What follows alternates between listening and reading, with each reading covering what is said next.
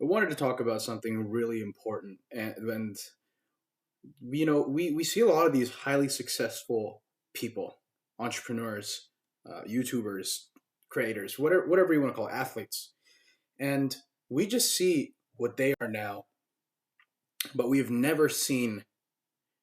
Nobody gives a shit when they're at the beginning or when they're in the the trials and tribulation stage and they're figuring it all out because there was a time when Michael Jordan sucked at basketball. And there was also a time when Mr. Beast barely got views on his videos. But we all conveniently like to forget about that part and then we just chalk it up to talent, to being gifted, or being genetics, something that's completely outside of our control. And while those actually are not entirely false, like perhaps Mr. Beast was probably genetically inclined or predisposed to being a YouTuber somehow.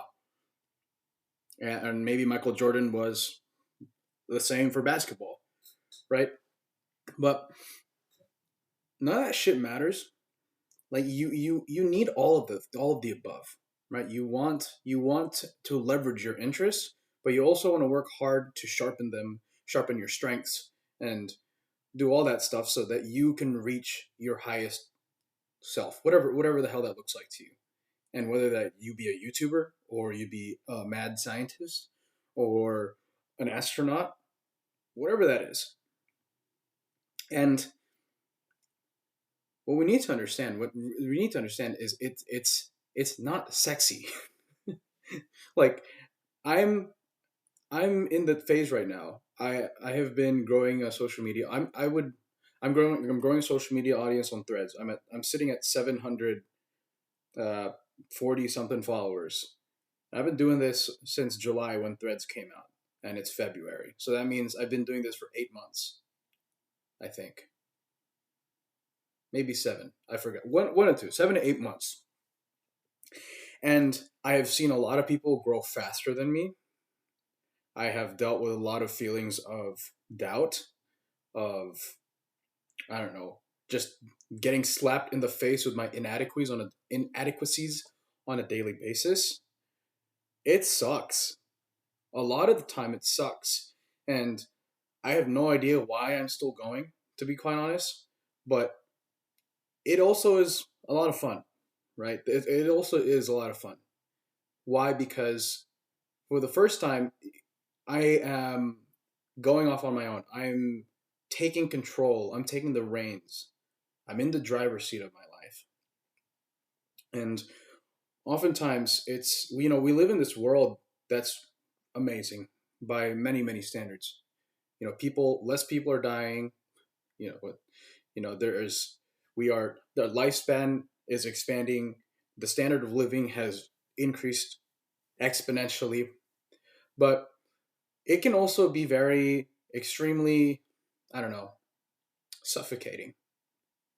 We live in a highly specialized world, so you don't fit, and it's in our bones, right? And it's not so much a genetic thing as it is a mimetic thing, right? And to briefly explain what mimetics is, right? Like we can't pass down all of our information through our genes, right? So we have to do it in the form of mimetics, which is like education and all this sort of stuff.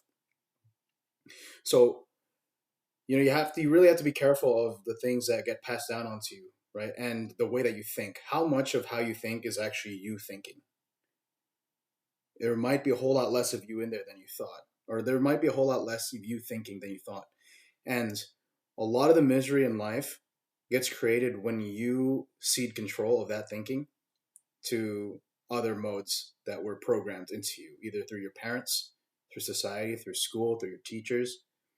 And it's not necessarily a malicious thing, but it can very well fuck your life up if you don't figure out, if you don't learn how to listen to your inner voice. Robert Greene says that within you is a unique inner voice. You could call it whatever you want. It could be the voice of God, the universe. In another materialistic slash scientific way, you could think of it as the culmination of your unique DNA and unique environment and circumstances. but it is talking to you every second of every moment. And it was especially loud and prominent, and you were probably listening to it all the time when you were a kid. You just kind of fucked around, asked a bunch of questions incessantly to every single adult, right? You just did whatever. You did whatever it said. And the sad thing is, society does a very excellent job of stamping it out, or more like teaching you how to ignore it, how to repress it, how to just live a life that you just don't want. That's more convenient for someone else. Because it's a lot easier to keep you in a box. It is. It's a lot easier for society to put you in a box. You're easier to deal with. And the path to living a life that you want, it really starts with listening to that inner voice. And I think that a lot of why entrepreneurship and like self help, a lot of this kind of stuff just is like really connected. And that's another thing too. A lot of things are deeply interconnected, and one of the things that we are living in today in this world is this compartmentalization, this separation of knowledge, of information, when that's really just not how the nature of reality is, right? Everything is kind of interconnected, but we have learned to sort of split everything up into these separate little boxes. And that basically, you might as well like shoot part of your brain off, right? Because your thinking is automatically handicapped by that point. But really what I want to say in this entire video, and to kind of put things all together, is these people, the Michael Jordans, the Steve Jobs, the Elon Musks, the Julius Caesars, the Ben Franklins, the Thomas Jeffersons, the Muhammads, they did not follow the traditional path that society had set up, either back in the day. What they did was they followed their curiosities. They followed what we call the inner voice. And they followed that to the end, like for some of them, quite literally to the ends of the earth. Not just anyone could have been Michael Jordan. Anyone can be the best. Anyone can be, that quote from Ratatouille, where not anyone can become a great cook, but a great cook can come from anywhere. Every single person on this earth has within them the capacity to be incredible at something, to be world class at something. But unfortunately, we have been taught to stamp out that uniqueness in favor of something that is a little bit more useful to society at large. And I'm not going to say that that's necessarily bad, because look how far we've come. But in this age of AI, in this age of things where we now have the potential emergence of a completely new form of life that could be very well better at humans than a lot of human things, we need to kind of rethink where our place is in this world and the universe.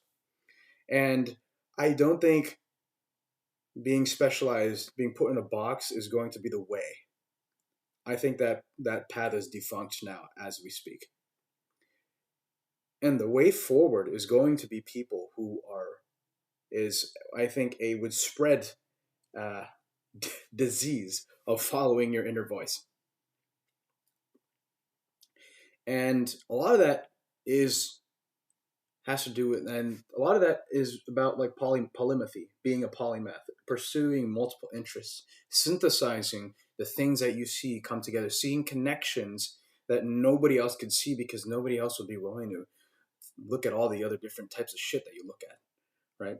So that's really what I wanted to say with this: is follow your inner voice, because that's the path to maximum fulfillment, to maximum wealth, and to just living a damn good life, man. Life is so much better when you accept every single aspect of yourself, right? So go out there. Um, it's always talking to you. You just got to start listening to it.